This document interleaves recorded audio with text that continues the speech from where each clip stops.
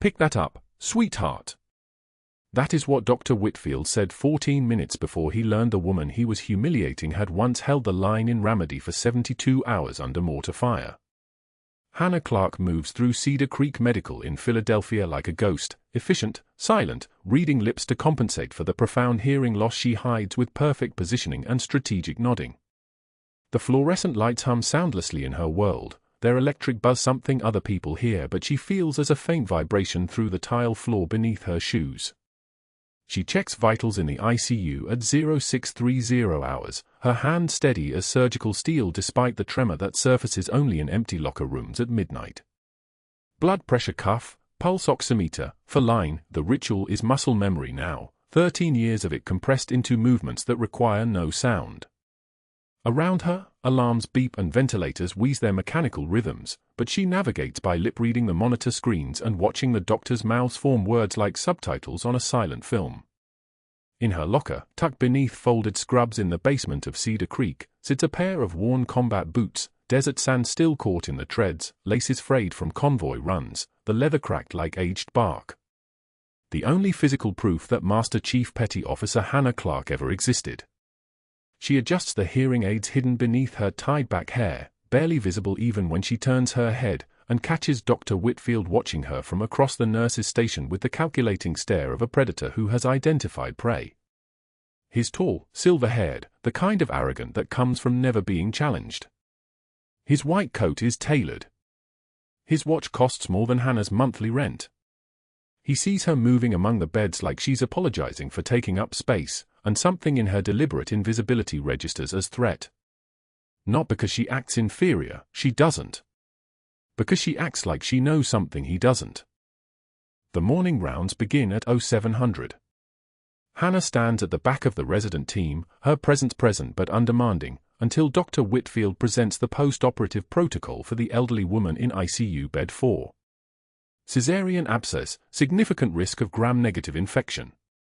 He orders cefazolin monotherapy, standard protocol, but the literature shifted 3 months ago. Recent studies from Johns Hopkins showed dual coverage with cefazolin plus gentamicin reduced surgical site infections by 14% in immunocompromised patients over 72. Hannah has read the studies. She carries the PDFs in her locker because reading is the only way she stays current when rounds happen too fast to lip read and she can't ask clarifying questions without revealing something's wrong with her hearing. "Dr. Whitfield," she says, her voice steady and low. The recent Johns Hopkins data on post-op prophylaxis, gentamicin coverage might reduce infection risk here. The room goes quiet. Residents stare at their shoes.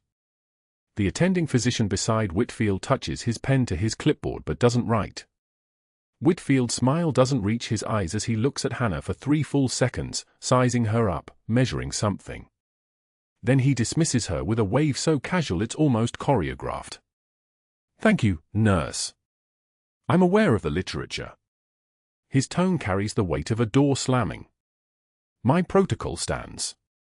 She nods once, steps back into the perimeter, and her jaw clenches, barely perceptible, but her hands remain steady as she adjusts the 4 bag. Nobody but her sees the micro-expression. Whitfield does, though. He watches her fingers work the tubing with precision that suggests someone used to operating under pressure, and he makes a note on his tablet. Hannah's name. Underlined twice. The room's energy shifts. Residents exchange glances. Whatever invisible hierarchy exists at Cedar Creek Medical, Hannah Clarke just violated it by questioning the untouchable man in the tailored coat, and everyone knows there will be consequences.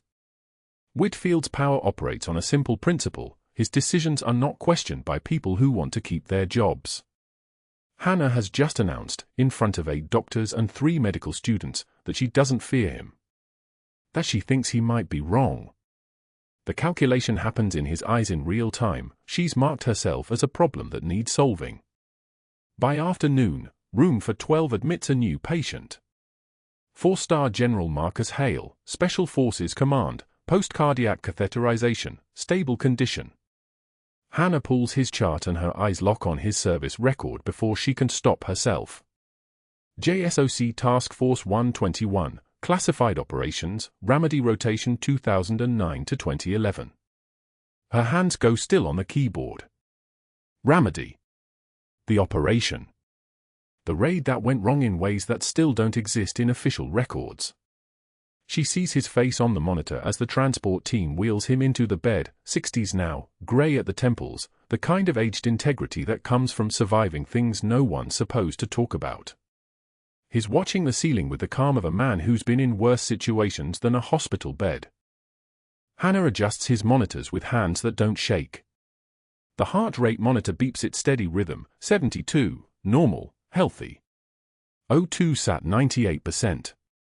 Blood pressure 128/82.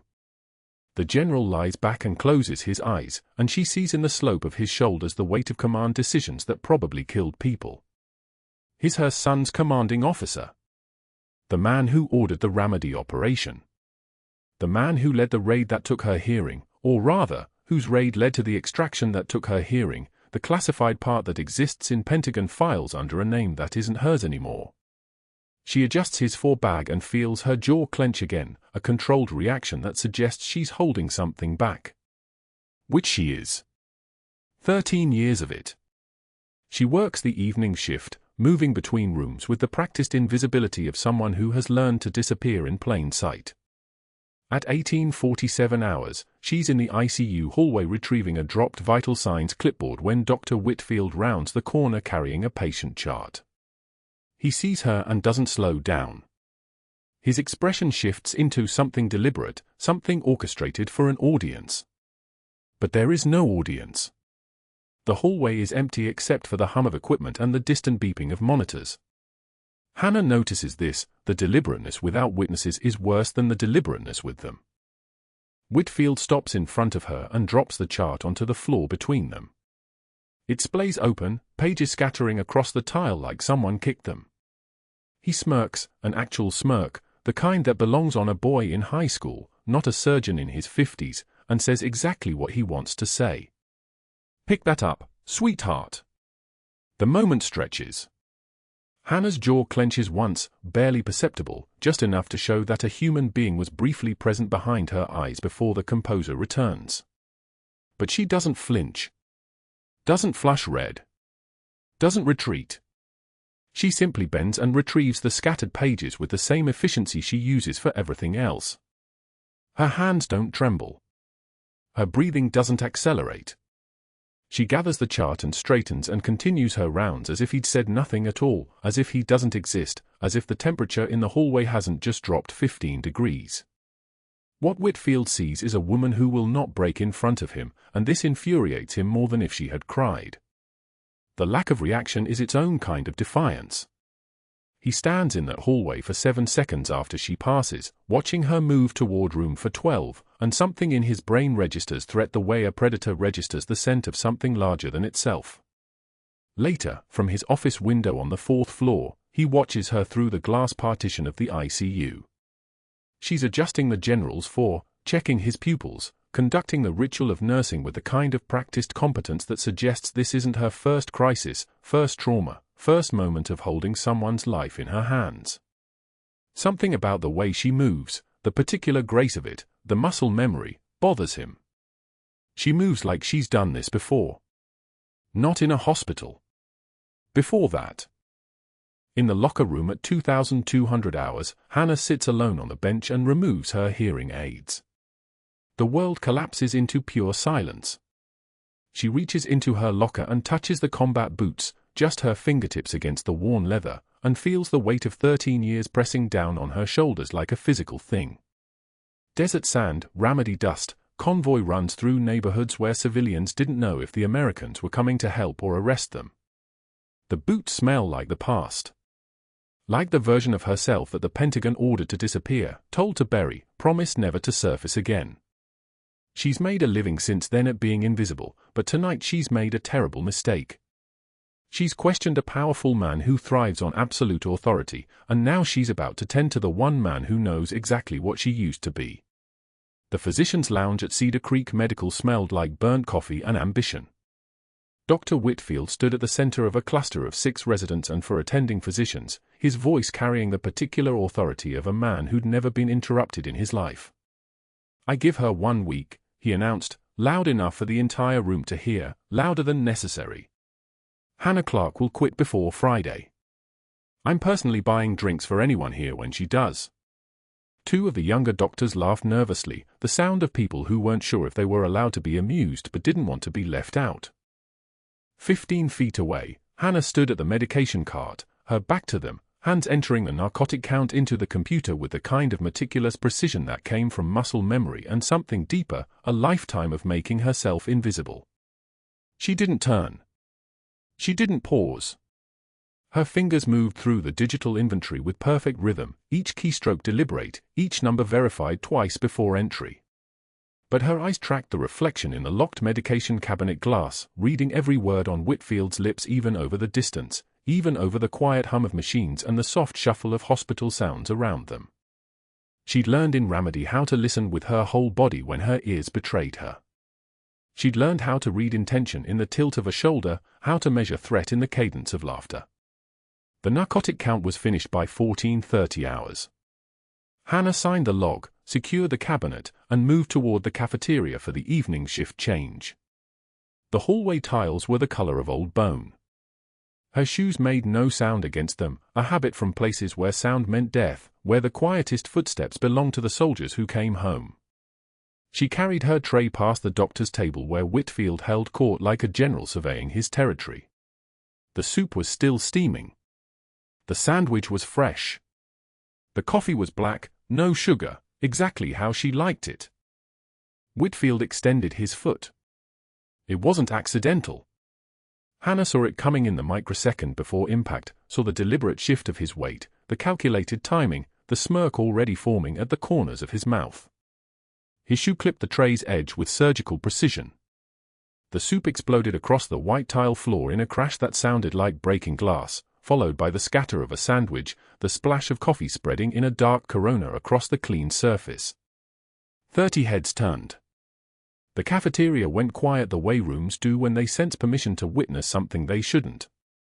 "Oh, Clarke," Whitfield said, mock concern dripping from every word like honey over broken glass. "You really should watch where you're going.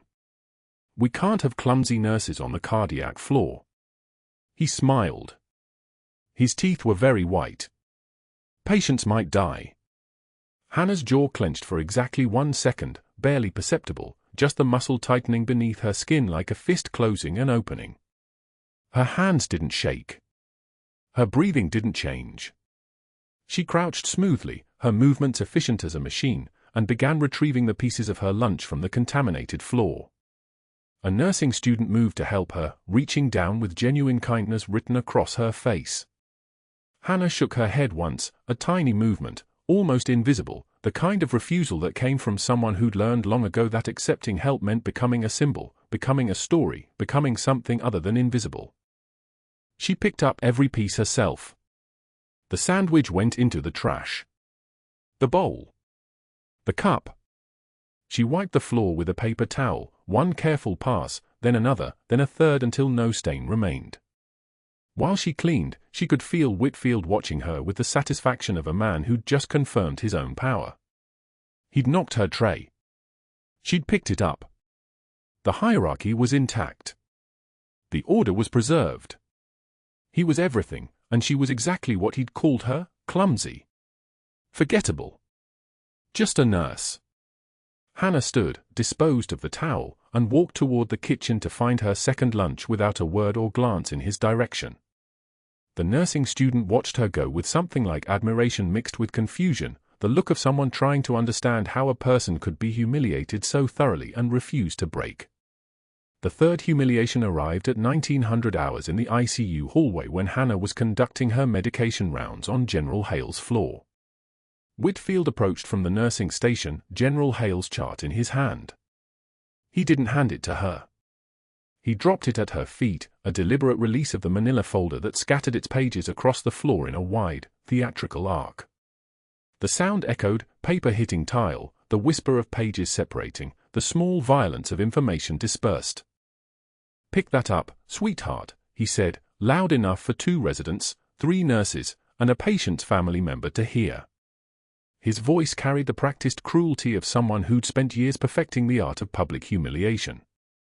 And when you're done playing nurse, try reading it. Maybe you'll learn something about cardiac care from someone who actually went to medical school. Hannah could see the family member's discomfort, the way the patient's wife shifted her weight uncomfortably. She could see one of the residents, the one with the kind eyes, start to reach down to help. Hannah bent smoothly, her movements controlled as a dancer's, and began gathering each page in numerical order. She knew this chart. She'd already read it during her pre-shift briefing. She knew General Hale's ejection fraction, his troponin levels, his medication list, his entire cardiac history. But she gathered the pages silently, her face as blank as unmarked paper, and continued her rounds as if Whitfield had simply handed her the chart in the ordinary way that physicians usually communicated with nurses. But that wasn't the worst part. The worst part came 2 minutes later when Hannah stepped into the supply closet on the ICU's east wing and let her hands find the metal shelving. The door closed behind her with a soft pneumatic hiss. The fluorescent light overhead buzzed its electric hum. And Hannah braced both hands against the cold metal, her shoulders pressed back against the cabinet of sterile gauze and saline flushes, and felt the tremor start in her fingers and climb toward her shoulders like a second heartbeat, like the phantom sensation of hands that had held together more bodies than she could count, like the weight of a choice she'd made 17 years ago that meant standing still and accepting cruelty because standing still kept her invisible and invisible kept her alive. She closed her eyes. The tremor wasn't fear. It was restraint. It was the accumulated pressure of a woman who'd spent 2 decades burying the person she used to be, who'd spent every shift becoming smaller, quieter, more forgettable. Also, she could move through Cedar Creek Medical like a ghost, and no one would ever connect the quiet nurse with the classified file that said Master Chief Petty Officer Hannah Clarke had died in Ramadi 18 years ago. The tremor was what happened when power built up with nowhere to go. The tremor was rage learning how to be patient. She opened her eyes and looked at her hands, steady now, the tremor controlled. Hands that had performed emergency surgery in a sandstorm.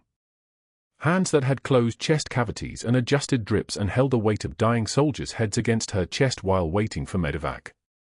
Those hands had learned how to pick up a chart without flinching. Those hands could learn to pick up anything. The hospital staff had begun to notice the pattern by day 3. The residents whispered about it in the break room. The nurses exchanged glances when Whitfield walked past Hannah's station. The phenomenon of watching a senior physician target a single nurse with deliberate, choreographed cruelty was distinctive enough that it started conversations, quiet ones, careful ones, the kind that happened in corners where Whitfield couldn't hear. But the conversations happened. People noticed. People were beginning to understand that something deeper than professional disagreement was unfolding at Cedar Creek Medical, something colder and more personal. And Hannah moved through it all like she'd moved through everything else, with the steady professionalism of someone who'd learned long ago that the best way to survive a predator was to not look like prey. She completed her rounds. She documented her assessments. She checked medications with a pharmacist who'd started giving her small, sympathetic nods when Whitfield wasn't looking. She existed in the spaces between his cruelty, taking up as little room as possible, refusing to give him the satisfaction of a reaction, refusing to break.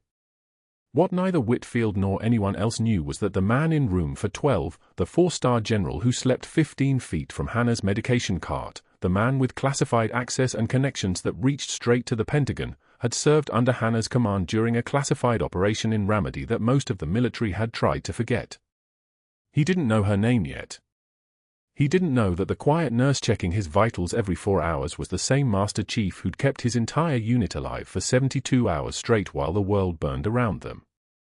But his body remembered her?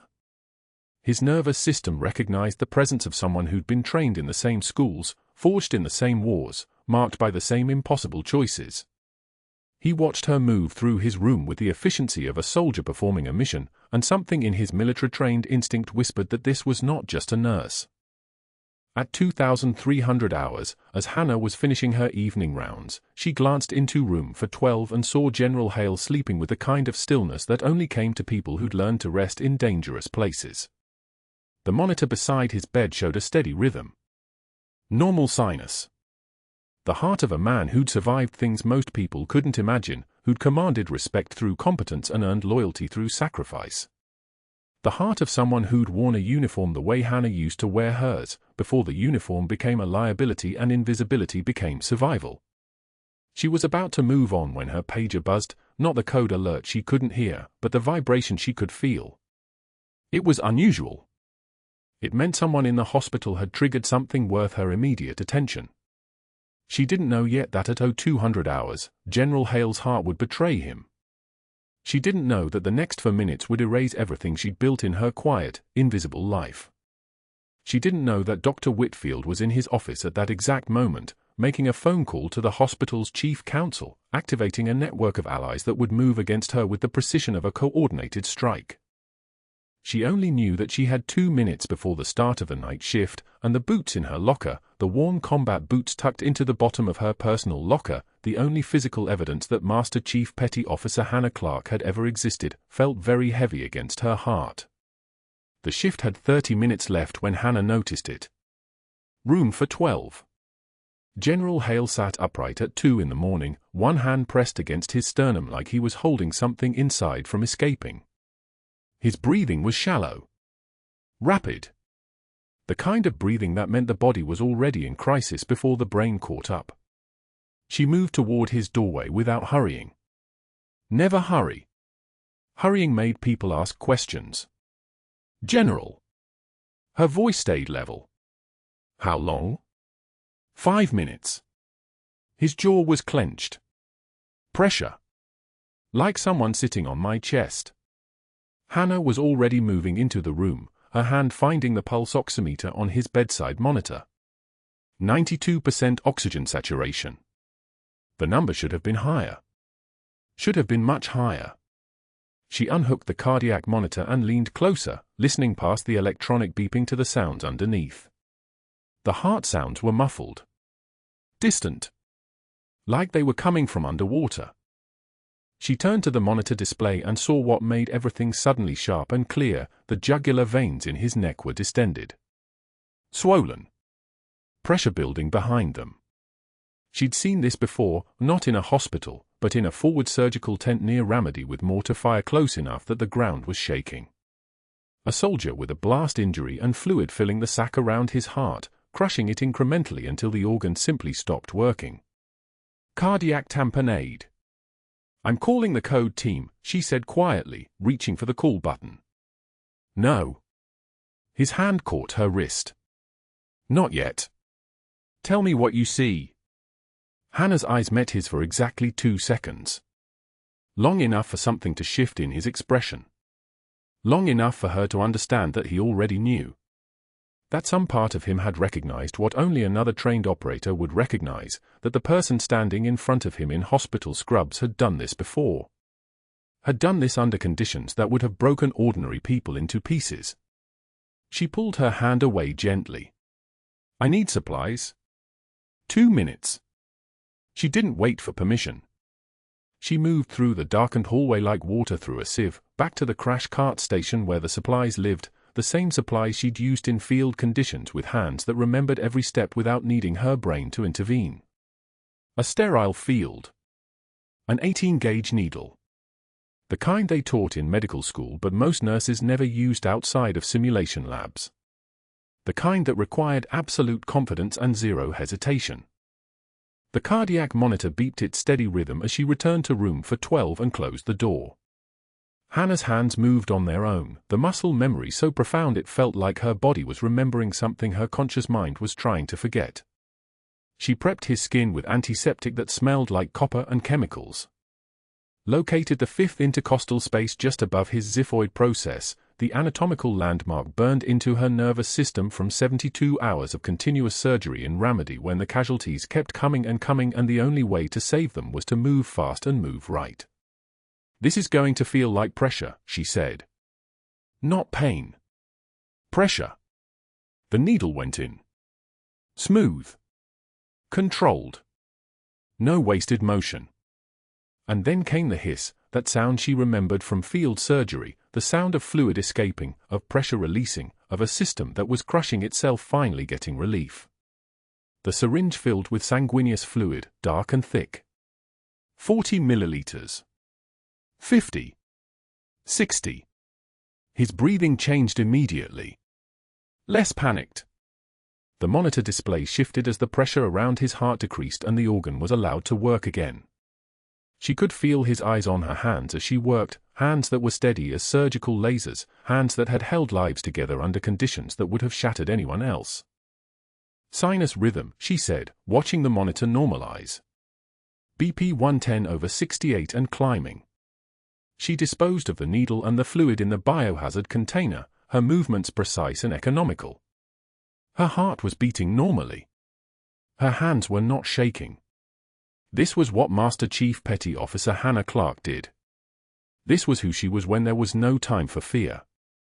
The code team arrived on the 4th floor 7 minutes later, running with the equipment for a cardiac emergency that had already been resolved. The attending physician, Dr. Marcus Chen, pushed into room for 12 expecting chaos and found a patient with stabilizing vitals and a nurse calmly documenting the fluid she'd removed on the chart.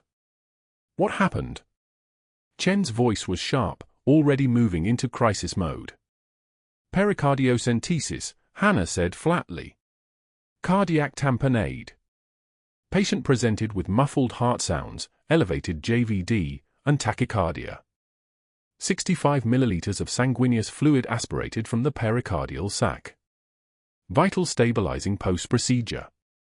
Chen looked at the monitor. At the patient. At Hannah. His expression shifted through confusion, then concern, then something that looked like alarm. Who ordered this procedure? No one. Hannah's voice didn't change. Patient was actively failing. 2 minutes difference and he wouldn't have made it to the catheterization lab. Chen's jaw tightened. He turned to the code team nurses still standing in the doorway with equipment they wouldn't need. Stand down. Get out. But the damage was already done. Within the hospital's communication network, that invisible web of pagers, phone calls, and quick conversations in hallways, word had already traveled up the chain.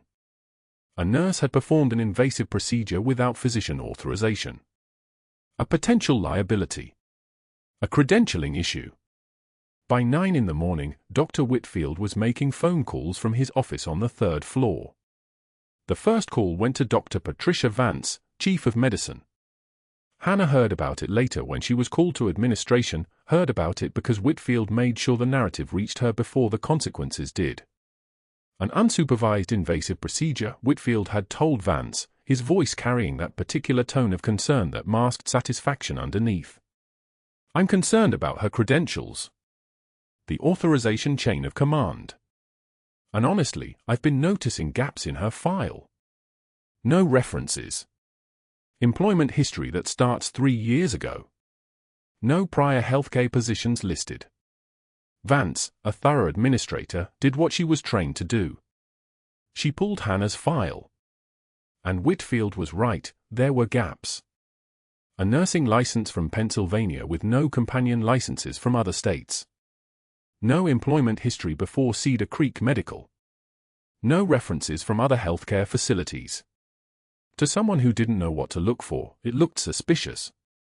To someone who didn't know what to look for, it looked like exactly what it was, a person who had been erased and given a new identity, and was now dangerously visible. The second phone call went to the hospital's chief counsel, James Rothstein. Whitfield framed it as a risk management issue. Performing procedures outside her scope of practice, he said. She could have killed him. We could be looking at negligence lawsuits. We need to move quickly on this before it becomes a liability nightmare. The third call went to board member Harrison Pierce, a man who owed Whitfield a favor.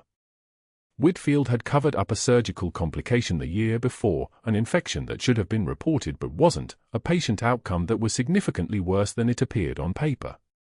In exchange, Pierce had agreed to support Whitfield's position on hospital policy decisions.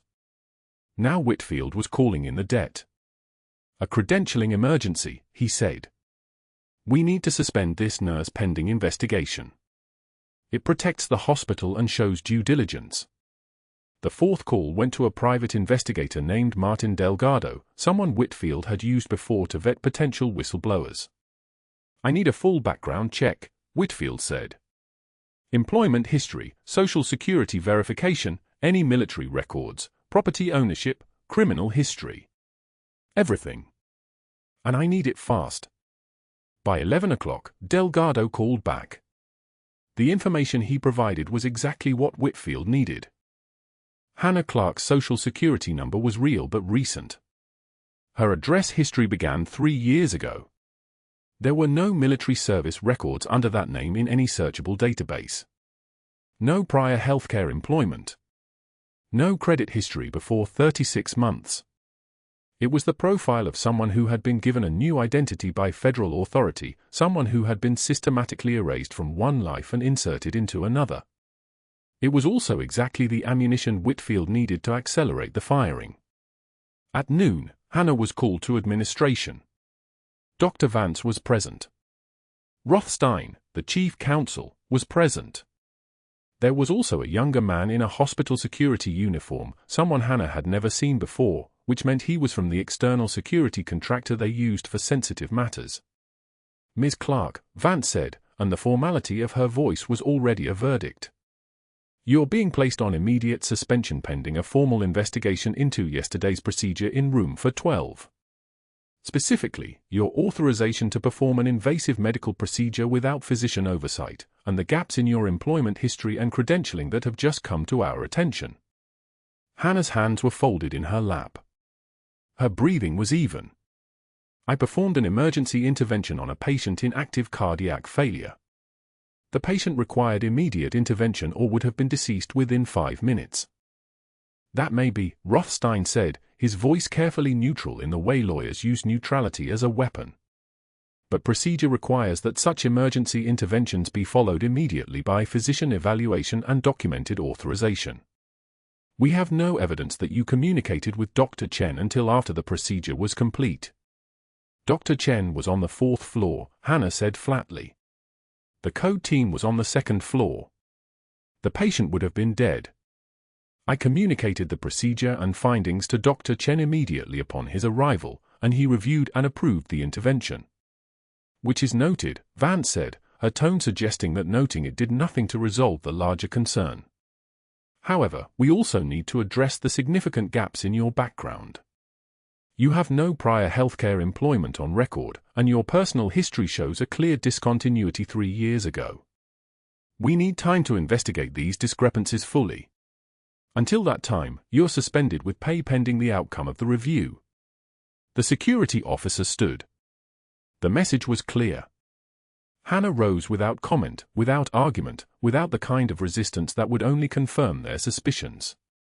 She gathered her belongings from her locker, her shift schedule, a photograph of a lighthouse she didn't remember bringing, and at the bottom, the pair of worn combat boots with dust still embedded in their seams, boots that had walked through the streets of Ramadi and now sat in the basement of a hospital in Philadelphia, waiting for a truth that couldn't be hidden anymore. The hallway was empty at 1 in the afternoon. Most staff were at lunch.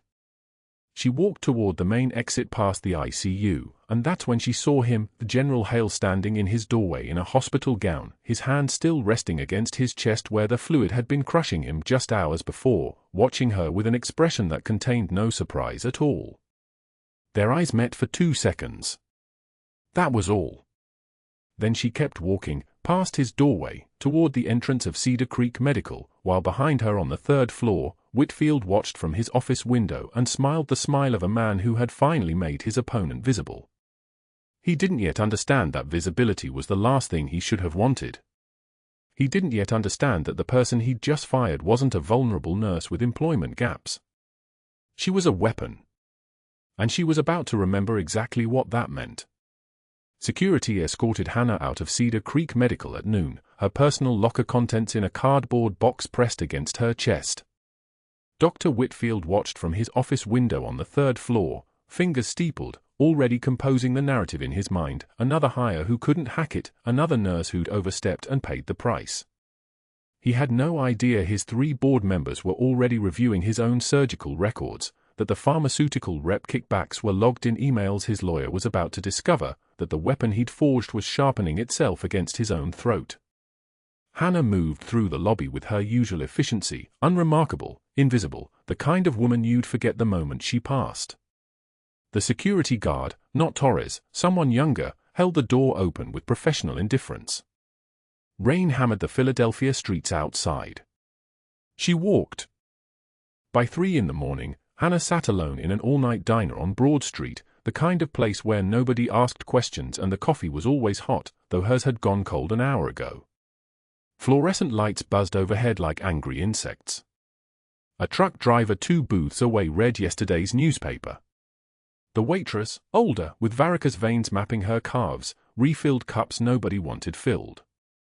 Hannah stared at her reflection in the dark window, not the nurse, not the woman Cedar Creek Medical thought they'd hired, but the ghost underneath, a soldier who'd been ordered to vanish, to cease existing, to become nothing so that an operation that officially never happened could remain sealed in classified files for the next 50 years. Master Chief Petty Officer Hannah Clarke had been erased in 2019, 3 weeks after the Ramadi incident.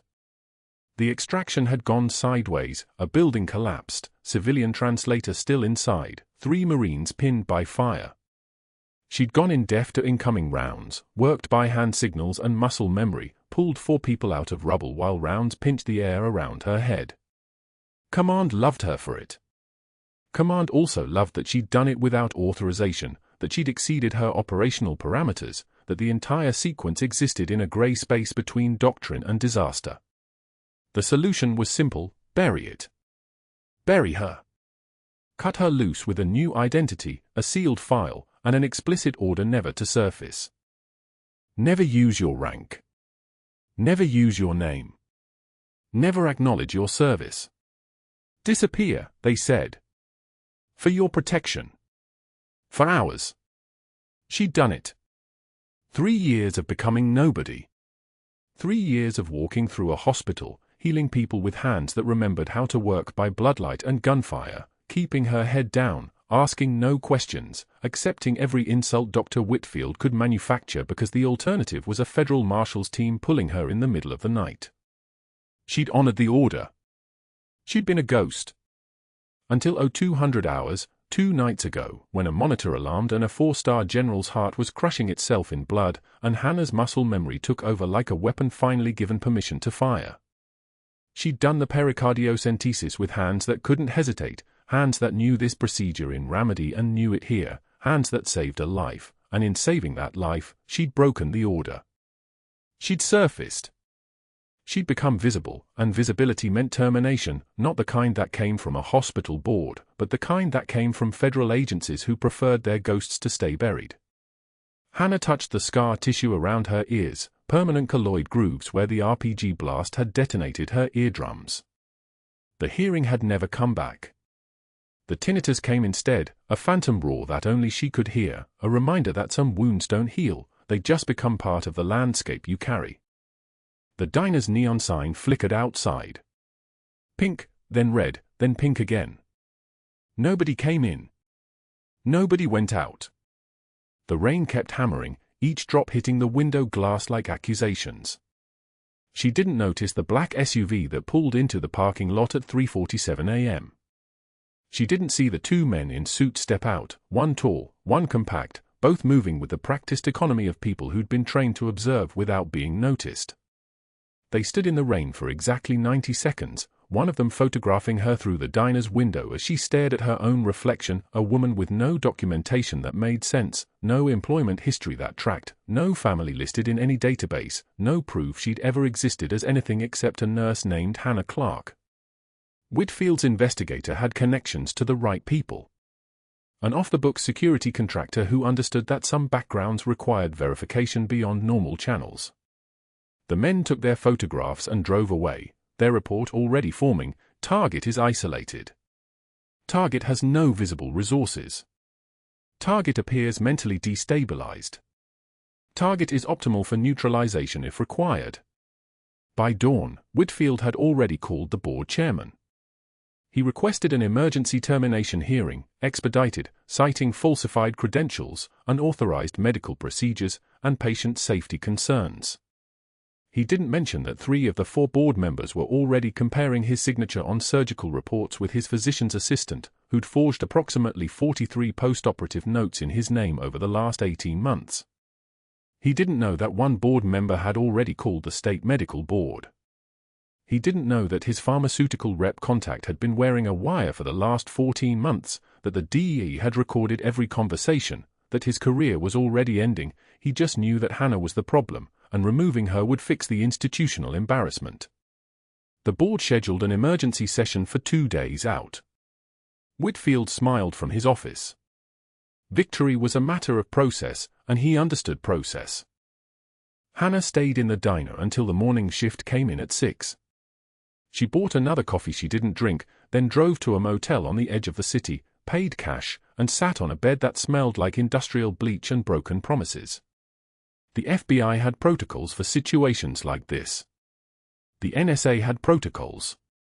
Whatever federal agencies were managing her case had probably already been notified that her cover was compromised.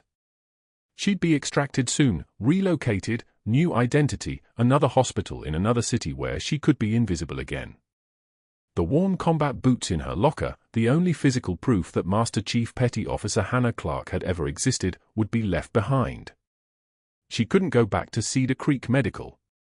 The security escort was standard procedure for terminated employees. She couldn't retrieve them, couldn't explain them, couldn't acknowledge them. Those boots had carried her through 5 combat deployments. She'd worn them in Ramadi during Operation Righteous Thunder. She'd walked General Hale back to a medevac bird in those boots, his blood soaking through the laces. She'd marked the deaths of 12 soldiers in Sanjan Valley while wearing those boots, each mud stain a name she still whispered in the dark. The boots were all she had left of being real, and in 48 hours, they'd be incinerated as potential evidence, destroyed like everything else. Hannah lay on the motel bed in the dark and didn't sleep. The fluorescent sign outside flickered red, then pink, then red again, painting everything the color of arterial blood. She'd broken protocol to save a life. In her world, that was the highest principle. In Whitfield's world, in the federal world, in the world of classified operations and sealed files, it was the worst crime of all. She'd stepped outside the cage they built for her, and now the walls were coming down. What happened next didn't just silence the room, it changed everything she'd hidden for 3 years. 2 days later, a trauma patient arrived at Cedar Creek Medical unconscious from a car accident on Interstate 95, multiple fractures, severe head trauma, emergency surgery scheduled within the hour. The ambulance rolled in at 7:15 in the morning, lights cutting through the rain that had finally stopped, paramedics calling out vitals with the practiced urgency of people who'd done this 10,000 times. The patient was a man in his mid-60s, skin pallid, blood pressure dropping, ETA to the surgical theater 4 minutes. Standard protocol. Routine catastrophe. Hannah was in the hospital to collect her final belongings from her locker, escorted by security as policy required, when they passed the trauma bay. She'd requested to retrieve her things during the morning shift to avoid the evening crowd, to avoid Whitfield, to avoid anything that resembled goodbye. The security guard, not Torres, held the elevator doors while she moved toward the break room lockers down the east corridor. They passed the trauma bay entrance. The patient was being transferred from the stretcher to the surgical table, nurses cutting away his shirt, residents establishing lines, the controlled chaos of emergency medicine in full orchestration. The patient opened his eyes for exactly 2 seconds. His gaze swept the room and caught Hannah's silhouette in the doorway, the way she held herself, the slope of her shoulders, something in the geometry of her presence that transcended consciousness. He started screaming in Arabic.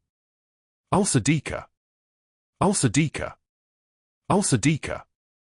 The name civilians in Ramadi had called her. The woman who'd held the line in a field hospital while rounds came through the walls, the medic who'd stitched their children between firefights, who'd operated by hand signals after her ears were ruined, who'd become something between angel and legend in a city where both seemed impossible. The security guard froze. 2 residents froze. The trauma attending, Dr. Patricia Chen, turned toward Hannah with an expression that suggested she'd just realized something fundamental about the universe had shifted. That was when Mike Torres appeared in the corridor, still in his security uniform from the night shift, about to clock out. He saw Hannah. He saw the trauma patient still screaming. He understood what those Arabic words meant because he'd heard them whispered in Ramadi too, because he'd served 2 tours in a different battalion, because some names carried weight that transcended classification. That's what they called the Master Chief, Torres said, his voice steady, clear enough for everyone to hear, loud enough to make it official. The medic who held the line. 72 hours under fire in that field hospital. She's the one from Ramadi. Silence. The kind that only happens when the world stops rotating for a second. A resident, fresh out of medical school, asked, "What Master Chief?" Torres didn't break his gaze from Hannah. The Special Forces medic. From Operation Righteous Thunder.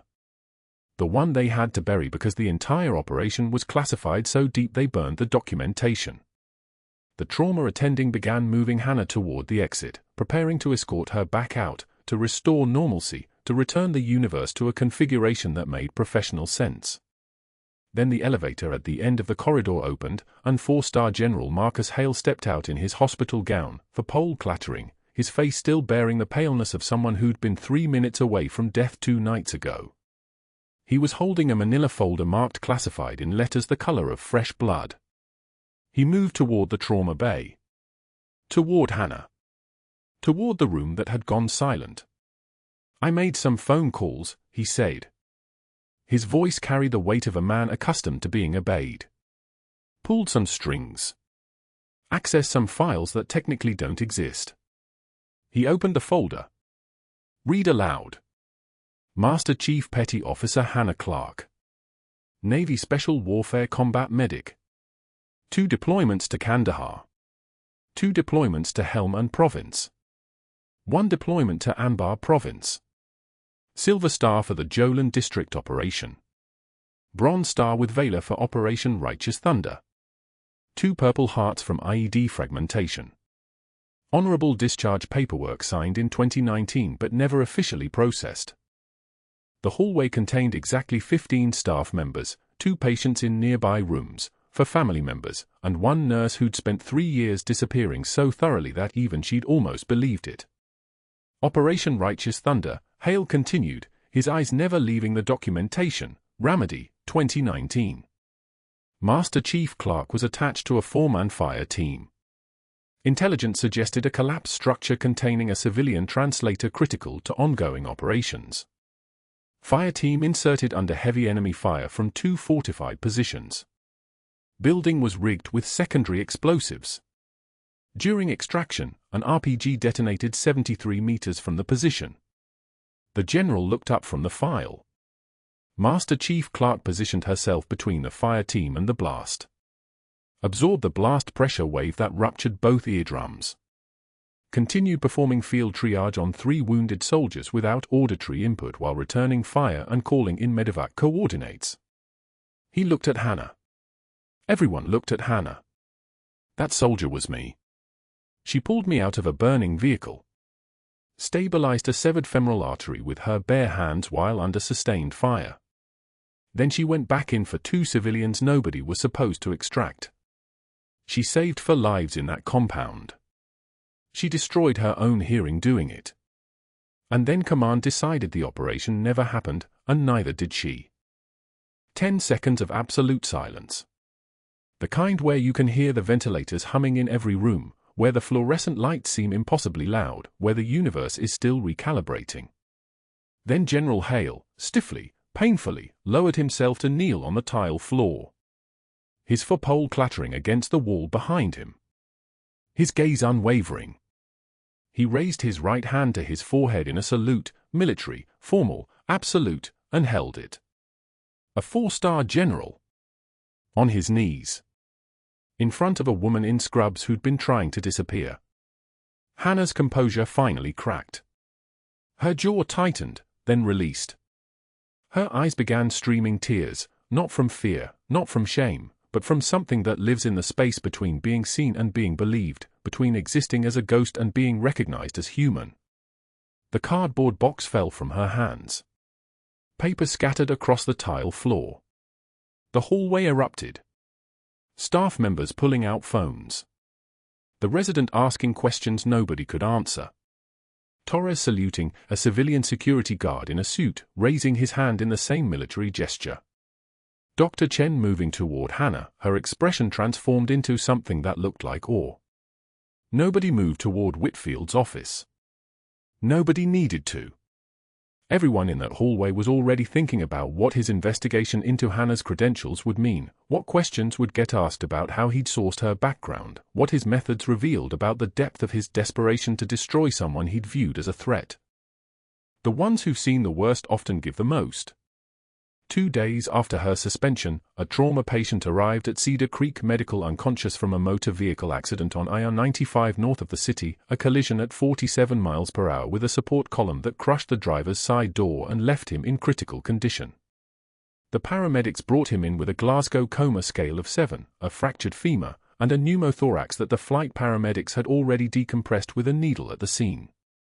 The emergency department doors opened silently, and the trauma team moved with the mechanical precision of people who'd done this 1,000 times before, their movements economical and practiced as they transferred him from the ambulance stretcher to the hospital bed. Hannah Clarke was not supposed to be there. She was suspended. She was radioactive. She was the nurse that Dr. Whitfield had weaponized against herself, the one whose background didn't quite add up and whose credentials had triggered an investigation that would keep her off the schedule for 6 weeks minimum while lawyers reviewed what had happened in room for 12. But she'd come back anyway, drawn by the kind of gravity that pulls people toward the places where they're most needed, slipping through the staff entrance at 6 in the morning before the day shift supervisor could file a report about her unauthorized presence. She stood in the hallway outside the trauma bay, watching through the observation window as the resident physicians worked, her jaw set in that particular way that meant she was calculating blood loss rates and estimating the timeline before this man's organs began to fail. The patient opened his eyes at precisely 08 for 7 hours. His consciousness returned in stages, first the flutter of eyelids, then a moment of disorientation, then the slow gathering awareness that he was in a hospital and alive. His head turned, incremental and painful, and his gaze found the hallway through the open door where Hannah stood in her civilian clothes, no badge, no scrubs, no official presence at all. Just a woman in dark jeans and a blue jacket standing perfectly still. He started screaming in Arabic. Not words that sounded like pain, but a name shouted with the force of recognition and impossible gratitude, Al-Sadiqa. Al-Sadiqa. The trusted one. The name that Ramadi civilians had called the medic who appeared between the firefights and treated their children, their mothers, their fathers, her hand steady as a surgical laser as she worked under conditions that would have broken a lesser person's mind. The hallway went dead silent. Nurses froze mid-step. The resident physician stepped back from the patient's bedside, her face confused. The man kept screaming the name, his hand reaching toward the doorway, his voice carrying the weight of 8 years of memory and the particular gratitude that comes from surviving something that should have killed you. A veteran security guard named Marcus Clayton was working the trauma bay entrance that morning. He'd spent 22 months in Fallujah with the 3rd Battalion, 5th Marines, and he'd heard stories about a medic in Ramadi who performed miracles in the gaps between explosions. He turned toward the doorway, toward Hannah, and his face drained of blood. He said it loudly enough for everyone in the trauma bay to hear. That's what they called the Master Chief. The medic who held the line for 72 hours straight. You're standing next to the one who wouldn't leave her wounded. The heart monitor beeped its steady rhythm. The ventilator wheezed. And in that frozen moment, every single person in Cedar Creek Medical understood that something fundamental had shifted, that the nurse they'd watched be escorted from the building by security 2 days earlier was not who they'd thought she was. The 4-star general appeared in the hallway in his hospital gown not 5 minutes later, his footpole clattering against the tile as he moved with the stiff, determined gait of a man whose body was healing but whose spirit had already completed the journey. He'd heard the screaming from his room 2 doors down. He'd heard the name. His eyes found Hannah's face, and something that might have been recognition or might have been the closing of a circle passed between them.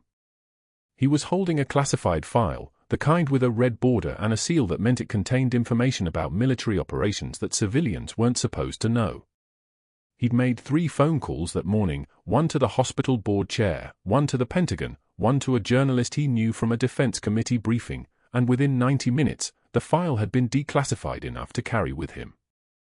He read it aloud in the hallway. Not everything, not the names of other operatives or the exact coordinates or the classified unit designations, but the essential truths: Master Chief Petty Officer Hannah Clarke, Special Operations Command, 3 tours in Iraq, 2 Purple Hearts awarded for wounds sustained in direct combat, decorated for exceptional valor under fire in the Anbar province. The file contained after-action reports and medical summaries and the particular dry military language that translates to, "She saved lives nobody else could have saved." And then he told them what the file didn't contain, the part that had been redacted years ago and then sealed, how she'd positioned herself between him and an RPG that detonated 5 feet from where they stood together in a small clinic building in the Jolan district. How the blast pressure had ruptured both her eardrums. How she'd gone deaf in the space of a single explosion but had continued to treat 3 wounded soldiers for the next hour without acknowledging what had happened to her, her hands moving with the automaticity of training, her voice steady as she called out vitals that nobody else could hear anymore. How she'd completed her duties and then walked directly to the extraction point and never complained about the hearing loss, never filed a disability claim, never asked for recognition or accommodation or acknowledgement. The silence was so complete you could hear the fluorescent lights hum their electric buzz overhead. Nobody breathed. Nobody moved. The resident stared at the woman in the civilian jacket as if she might suddenly become transparent or reveal that she'd been a ghost all along. The general knelt stiffly on the tile floor, his footpole clattering against the hard surface like a fallen weapon. He raised his right hand to his temple in the precise gesture of a military salute, and held it there while he looked directly at Hannah Clarke with eyes that contained 8 years of debt and the particular respect that comes from understanding exactly what someone had sacrificed so that he could live. He stayed in that position for 10 long seconds while the trauma bay staff watched, while the man who'd screamed her name watched, while everyone in that hallway understood that they were witnessing recognition of a kind that transcended rank and uniform and the ordinary hierarchies of a hospital. Hannah's composure didn't crack. Her expression didn't change. But her hand came up slightly, acknowledging the salute, and in that movement was the transfer of something profound, the acknowledgement that the person being honored understood the cost of the honor itself. What happened next didn't just silence the room. It ended careers. The investigation Dr. Whitfield had launched into Hannah's credentials became a boomerang within hours. General Hale made 3 phone calls, one to the hospital board chair, one to the Pentagon's Legal Affairs Office, and one to a journalist who specialized in military recognition stories. By that afternoon, an independent auditor had been assigned to review not just Hannah's case but the complaint process itself, and the auditor noticed immediately that Dr. Whitfield had filed 17 formal complaints against various staff members in the last 2 years. The pattern was an outlier that triggered deeper examination. The private investigator Whitfield had hired produced records of all his previous assignments, investigating a nurse who reported a medication error Whitfield had made, a resident who questioned his surgical technique, a pharmacist who'd flagged his unusual prescription patterns. The auditor pulled Whitfield's surgical records and found what Hannah had seen months ago: post-operative infection rates running 12% higher than department average, falsified complication reports, and a pattern of pharmaceutical representative payments that violated hospital ethics policies by approximately $84,000 over 3 years. Within 72 hours, Whitfield was placed on administrative leave. Within 1 week, his employment was terminated for cause. His medical license entered review status with the State Board of Medicine, and by month 6, it was suspended indefinitely pending investigation into his conduct and the integrity of his surgical cases.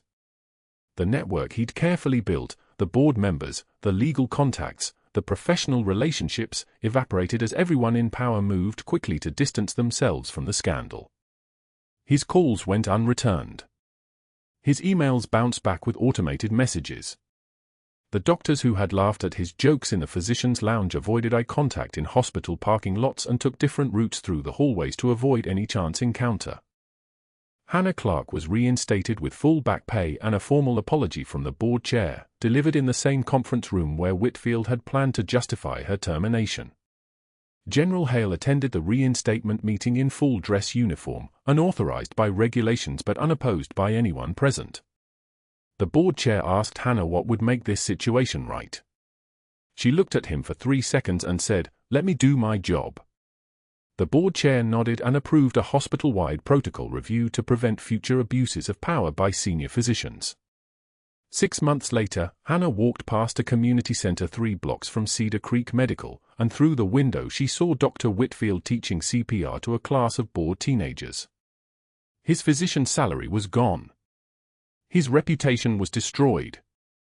His medical license was suspended.